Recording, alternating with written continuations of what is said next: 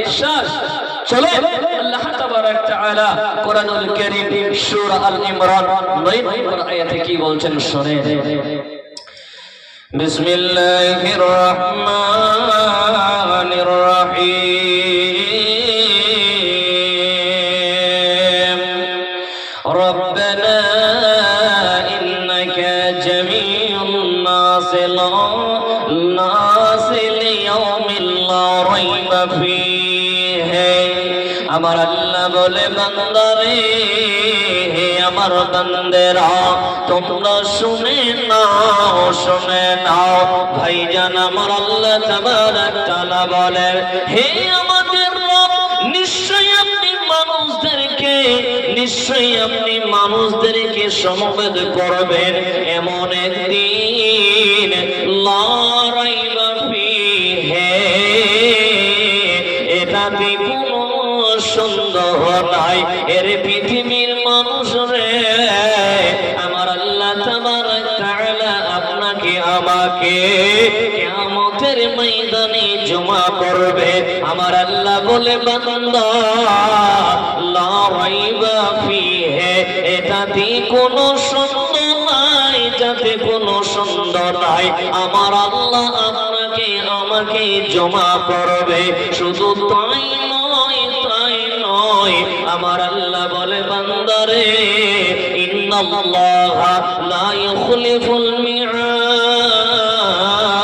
আমার আল্লাহ বলে বান্দা, নিশ্চয়ই আল্লাহর প্রতিশ্রুতি ভঙ্গ করেন না, নিশ্চয়ই আল্লাহর ওয়াদা কোনদিন খেলাফ হবে না রে। এ বন্ধুরে, আপনার ওয়াদা খেলাফ হতে পারে, কিন্তু আমার আল্লাহর কোনদিন ওয়াদা খেলাফ হতে পারে না। তাই মার বেটি রে, আমার আল্লাহ সকলকে একটা ময়দানে জমা করবে। এবার চলুন বাবা সূরা গাশিয়া 25 নম্বর 26 নম্বর আয়াতে কি বলছেন। আমার আল্লাহ তাবারক তাআলা বলছেন, বিসমিল্লাহির রহমানির রহিম, ইন্না ইলাইনা ইয়াবাহুম সুম্মা ইন্না আলাইনা হিসাবাহুম। আমার আল্লাহ বলে বান্দারে, হে আমার বান্দেরা তোমরা শুনে নাও, ইন্না ইলাইনা ইয়াবাহুম, তোমাদের সকলকে আমার কাছে ফিরে আসতে হবে। নিশ্চয়ই তাদের ফিরে আসা আমাদের কাছে। পৃথিবীর যত মানুষ আছে রে, পৃথিবীর যত মহিলা আছে, প্রত্যেকটা মানুষকে, প্রত্যেকটা মহিলাকে আল্লাহর কাছে যেতে হবে। শুধু তাই নয়, আমার আল্লাহ বলে বান্দারে, হে আমার বান্দেরা তোমরা শুনে নাও, সুম্মা ইন্না আলাইনা হিসাবাহুম, তোমরা আমার কাছে ফিরে আসবে। আর হিসাব নিকাশ চাইতে হলো আমার। তো পৃথিবীর মানুষ একদিন আল্লাহর কাছে ফিরে যেতে হবে। আপনার জীবনের হিসাব আল্লাহর কাছে সেই দিন বুঝিয়ে দিতে হবে। কে আছেন বাপ, হাতটা খাড়া করে দেখান তো যে আমি যাব না কিয়ামতের মাঠে। আছে কেউ আছে? কোনো ভাই আছে, কোনো মা খালা আছে যে রাগ করে বলবে না আমি যাব না কিয়ামতের মাঠে, হাসরের ময়দানে আমি যাব না, আমি আল্লাহকে হিসাব দিব না? পৃথিবীতে এমন কোন মানুষ আছে বলে? কেউ আছে? রাগ করে বললেও আপনাকে সেই জায়গার মধ্যে যেতে হবে। আপনার জীবনের হিসাব আল্লাহ তাবারক তাআলাকে বুঝিয়ে দিতে হবে। আর হিসাবের কাজ হলো আমার আল্লাহর। আল্লাহ তাবারক তাআলা প্রত্যেকটা মানুষের কাছে হিসাব নেবে, প্রত্যেকটা মহিলার কাছে হিসাব নেবে। পৃথিবীতে যত মানুষ আছে, যত মহিলা আছে, প্রত্যেকটা মানুষের কাছে আল্লাহ হিসাব নেবে। তো বাপ, এটা মনে রাখবেন যে একদিন আল্লাহর কাছে আপনাকে যেতেই হবে। আর একদিন আল্লাহর কাছে গিয়ে আপনাকে হিসাব দিতেই হবে। চলেন বন্ধু আমার, আপনাদের আমাদেরকে এবার আফসোস গুলো নিয়ে যায়। আফসোস গুলো কি হবে এক একটা করে বলবো। হাদিসের নবী আবু হুরায়রা রাদিয়াল্লাহু তাআলা আনহু থেকে বর্ণিত হয়েছে, নবী করিম সাল্লাল্লাহু তাআলা আলাইহি সাল্লাম বলছেন, আল্লাহর নবী কি বলছেন শুনেন বন্ধু, লা ইয়াদখুলু আহাদুন জান্নাতা ইল্লা উরিয়া মাকআদুহু মিনান নার লাউ আসাআ লিয়াজতাদা শাফারান। আল্লাহর নবী বলে, আমার আল্লাহ তাবারক তাআলা ওই সমস্ত লোককে যখন জান্নাতে প্রবেশ করাবে রে, ওই সমস্ত মহিলাকে যখন জান্নাতে প্রবেশ করাবে, জান্নাতে প্রবেশ করার পর আমার আল্লাহ বলবে, বান্দারে তোমরা দেখো রে দেখো, তোমরা জাহান্নাম দেখো, তোমরা জাহান্নাম দেখো রে, তোমরা দেখো দেখো, তোমরা যদি নেক আমল না করতে, তোমরা যদি গুনাহগার হয়ে আসতে রে, তোমাদের ঠিকানা কোথায় হবে দেখো দেখো দেখো। তখন মানুষরা আল্লাহর শুকরিয়া আদায় করবে, আলহামদুলিল্লাহ বলবে, আল্লাহ আল্লাহর প্রশংসা করবে। তো পৃথিবীর মানুষদের যখন আপনাকে আল্লাহ জান্নাতে ভরিয়ে দেবে, প্রবেশ করাবে, আপনার অপরাধ যদি আপনি করতেন, আপনার ঠিকানা কোথায় হতো, আমার আল্লাহ আপনাকে বলে দিবে সেখানে। আমার আল্লাহ বলবে, বান্দি রে, হে আমার বান্দি শোনো রে শোনো, দেখো তুমি যদি অপরাধ করে আসতে রে, তুমি যদি গুনাহগার হয়ে আসতে, তোমার ঠিকানা কোথায় হতো দেখো দেখো। এবার আমার আল্লাহ তাবারক তাআলা জাহান্নামী বাসীদেরকে আল্লাহ জাহান্নামে প্রবেশ করাবে। জাহান্নামে প্রবেশ করার পর বন্ধু আমার আল্লাহ বলবে, হে পাপিষ্ঠ বান্দারে, হে গুনাহগার বান্দারা, তোমরা দেখো রে দেখো দেখো দেখো, তোমরা যদি নেক আমল করে আসতে, তোমরা যদি আমলে সালেহা করে আসতে, তোমরা যদি নেকি নিয়ে আজকে উপস্থিত হতে পারতে, তোমরা দেখো রে তোমাদের ঠিকানা কোথায় হতো বন্ধুরে। ওই সমস্ত জাহান্নামীরা, ওই সমস্ত জাহান্নামী মা কালারা সেদিন বলবে, হায় হায় হায়, আয় আল্লাহ আমি দুনিয়াতে যদি নেক আমল করতাম, আল্লাহ আমি যদি আমলে সালেহা করতাম বন্ধুরে।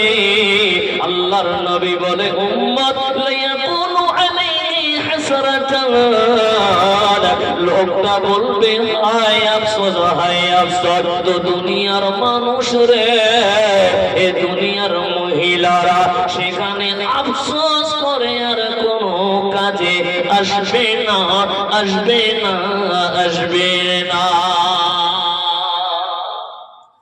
আসবে বা ভাই আমার মা বেটি খালা শুনে এখনো হয়তো আপনারা গল্প করছেন বা বসে বসে বাদাম খাচ্ছেন, মা যান তো ওই জাহান্নাম থেকে আফসোস করবেন, আহ আল্লাহ কেন আমি নেক আমল করলাম না, আলেম ওলামাদের কথা কেন শুনিনি, আফসোস আফসোস আফসোস করবে তারা যে আজকে আমি যদি আমল করে আসতাম নেক আমল, তাহলে আমার ঠিকানা কোথায় হতো আল্লাহ দেখিয়ে দিবে।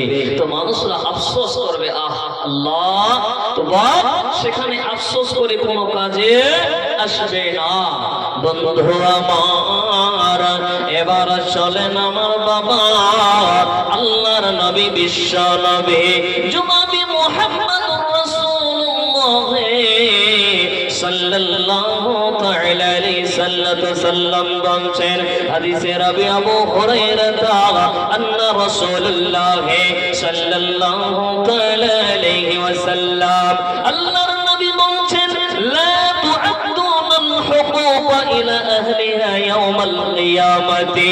আল্লাহর নবী বলে উম্মত আমার আল্লাহ তাবারক তাআলা কিয়ামতের দিনে পাওনাদারকে পাওনা চুকিয়ে দেবে।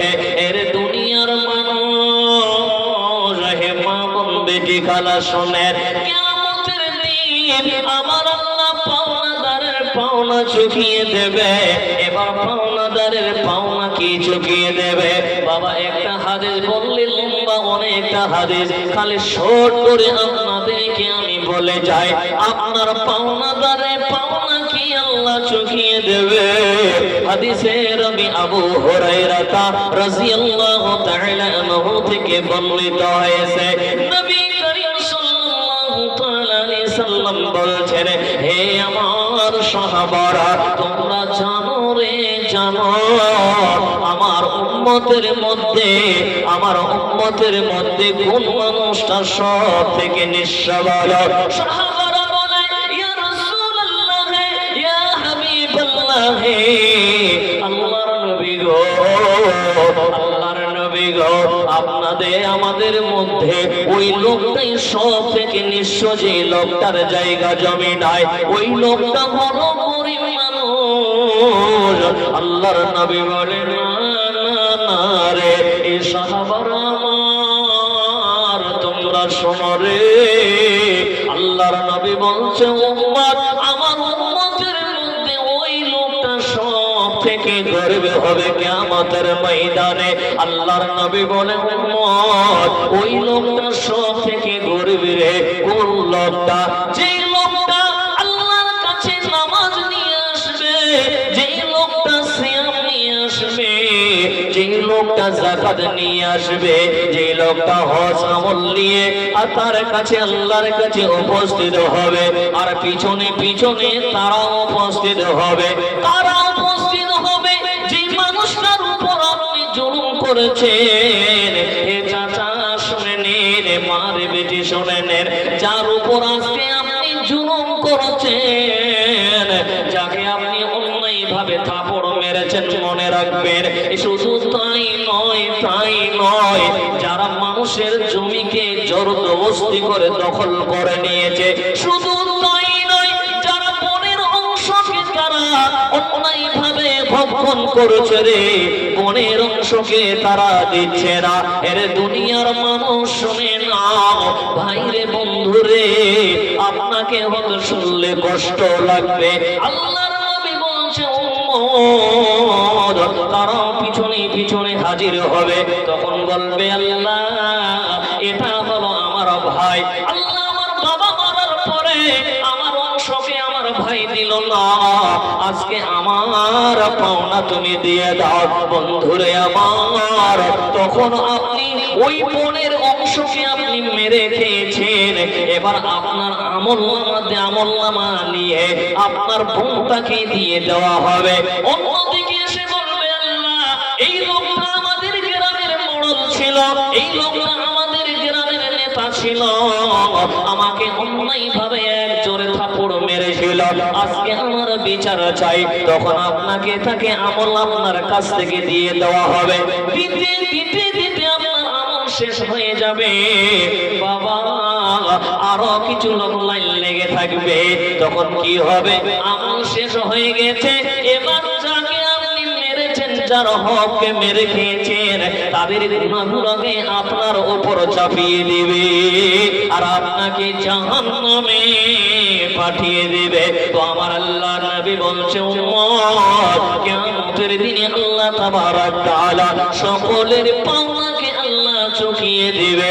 শুধু তাই নয়, দুনিয়ার মানুষ শুনে নেন, আল্লাহর নবী বলছে, উম্মত, শুধু তাই নয়, হাত্তা ইউকাদুল শাতিল জালহাই মিনাশ শাআতিল করনাই। আল্লাহর নবী বলে, উম্মত, কিয়ামতের দিনে সমস্ত প্রাণীকে একটা ময়দানে জমা করবে। বাপ শোনেন খালি ভালো করে, কিয়ামতের মাঠে আল্লাহ তাবারক তাআলা সমস্ত প্রাণীকে জমা করবে এবং ওই সমস্ত প্রাণীর আল্লাহ হিসাবে কি নেবে? আল্লাহ বলবে, ও সিংবিহীন ছাগল, ও সিংওয়ালা ছাগল, সিংওয়ালা ছাগল সিংবিহীন ছাগলকে গুতা মেরেছে। তখন আমার আল্লাহ বলবে, ও সিংবিহীন ইচ্ছা করলে আজকে তুমি তোমার প্রতিশোধ নিয়ে নাও, তুমি তোমার বদলা নিয়ে নাও। এইভাবে বদলা দিয়ে দেওয়া হবে, বদলা নেওয়া হবে। তখন তাদেরকে আল্লাহ বলবে তোমরা মাটির সঙ্গে মিশে যাও। সমস্ত পশু প্রাণীকে জমা করা হবে, আর যে সিংওয়ালা ছাগল, সিংবিহীন ছাগলকে গুতা মেরেছে, ওই গরু হোক মহিষ হোক, যারা গুতা মেরেছে সিংবিহীন ছাগলকে, আল্লাহ তাবারক তাআলা বলবেন, ও সিংবিহীন ছাগল, আজকে তোমাদের প্রতিশোধ তোমরা নিয়ে নাও। তখন তারা প্রতিশোধ নিয়ে নিবে। তখন আল্লাহ তাবারক তাআলা কি বলবে, এখন তোমরা কি হও, কুন্তু তোমরা মাটির সঙ্গে মিশে যাও। বন্ধু আমার, যখন তারা মাটির সঙ্গে মিশে যাবে রে, আমার আল্লাহ তাবারক তাআলা কুরআনুল কারীম সূরা নাবায় 40 নম্বর আয়াতে বলছেন, বাবা যদি এখনো কেউ কারো দিকে তাকান, গল্প করেন, শোনেন, এই জন্য আমার আল্লাহ কত দয়ালু রে। এই কোরআন কোনদিন মিথ্যা হতে পারে না, এই কোরআনে কোনো যাওয়ার জের ভুল নাই। বাবা আমার আল্লাহ কত দয়ালু রে, আমার আল্লাহ সেই দিনের সুসংবাদ দিয়ে দিয়েছেন। আমার আল্লাহ বলছেন, বিসমিল্লাহির রহমানির রহিম, ইন্না আনজারনাকুম আযাবান করিবা।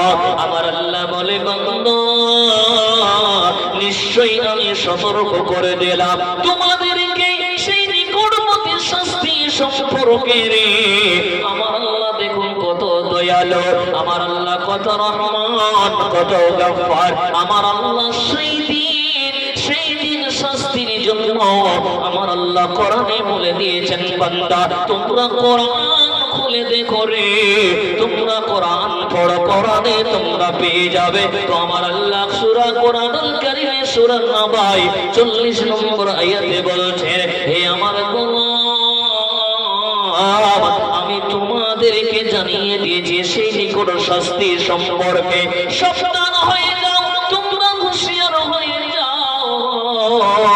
বন্ধুরে এবার শোনেন, আল্লাহ তাবারক তাআলা বলছেন, ইয়াউমা ইয়ানজুরুল মারউ মা কদ্দামাত ইয়াদাহু ওয়া ইয়াকুলুল কাফিরু ইয়া লাইতানি কুনতু তুরাবা। আমার আল্লাহ বলে, বান্দারে সেদিন প্রত্যেক মানুষ দেখতে পাবে যে তার দুটি হাত কি সম্পদ আগে পাঠিয়েছে, অর্থাৎ কি আমল করেছে। বন্ধু তখন কাফেররা বলবে, ইয়া লাইতানি কুনতু তুরাবা, হায় আফসোস, হায় আফসোস। যখন আল্লাহ পশু প্রাণীদেরকে বলবে তোমরা মাটির সঙ্গে মিশে যাও, তখন ওই সমস্ত অবিশ্বাসীরা, ওই সমস্ত কাফেররা ফেল করে তাকিয়ে থাকবে আর বলবে, হায় আফসোস, হায় আফসোস, হায় আফসোস, হায় আফসোস। আল্লাহ আজকে যদি আমরা মাটির সঙ্গে মিশে যেতাম, দুনিয়ার মানুষ রে শুনেও বাবা আমার, আল্লাহকে যদিও বিশ্বাস করে থাকেন বাবা, আল্লাহকে যদি না মেনে নেন, আল্লাহকে যদি না বিশ্বাস করেন, তো ওই সমস্ত কাফেরদের সঙ্গে যোগ হয়ে সেদিন আপনি বলবেন, ইয়া লাইতানি কুনতু তুরাবা, হায় আফসোস আল্লাহ, আজকে পশু প্রাণীরা মাটির সঙ্গে মিশে গেল। আল্লাহ আল্লাহ, আমরা যদি পশু প্রাণী হতাম, আজকে আমরাও মাটির সঙ্গে মিশে যেতাম। আফসোস করবে আল্লাহ। বা তো সেদিন আফসোস করে কোনো কাজে বলেন আসবে? একটু জোরে বলেন না জি, আসবে আফসোস করে? মা গল্প করবেন না, মা জননী সেদিন কেঁদে কেঁদে বলবেন, আল্লাহ আমরাও যদি পশু প্রাণী হতাম, তাহলে আজকে আমরা মাটির সঙ্গে মিশে যেতাম।